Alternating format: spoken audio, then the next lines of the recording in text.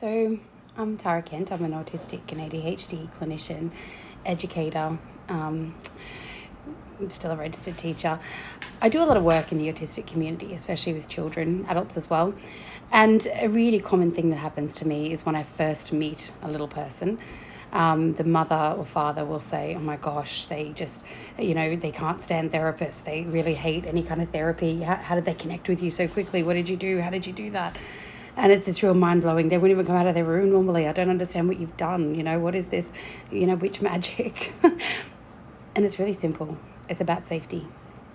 I follow what's called the child engagement model that Greg Santucci put together. He's a OT in the States. I'll put his name in the comments. Sorry about the squawking in the background. It's a puppy next to me.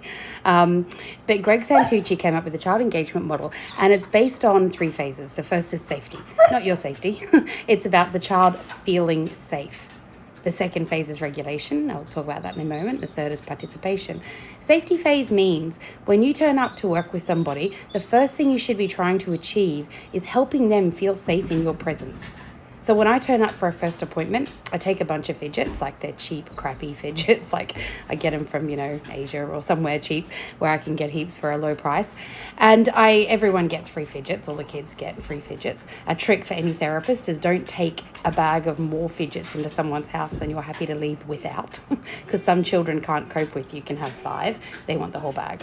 So, on those occasions, they have the whole bag. I'm not going to let somebody have a meltdown over a couple of dollars worth of fidgets. But the first stage is safety. So when I go into someone's house to meet a little person, the mum will be, he's in the room. I'll be like, okay, it doesn't matter. Just leave him be. He can come and talk to me if he wants to.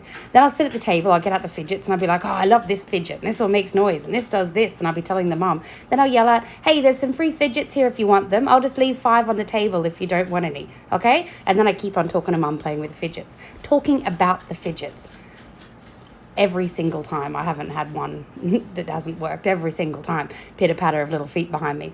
And then a little person comes next to me and goes, can I take which ones? Oh, any 5 you like. Okay, what about this one? Oh, this one does this. And then we start this great conversation about fidgets.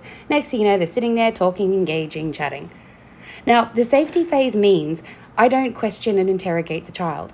And I tell the mum, look, you're going to feel like you've just spent whatever it is, money, for me to play with your kid. And that's going to happen for the first few sessions until they feel safe with me. Because I can't start asking questions or pushing them or encouraging them to do anything until they feel safe in my presence, until they know that I will come and leave.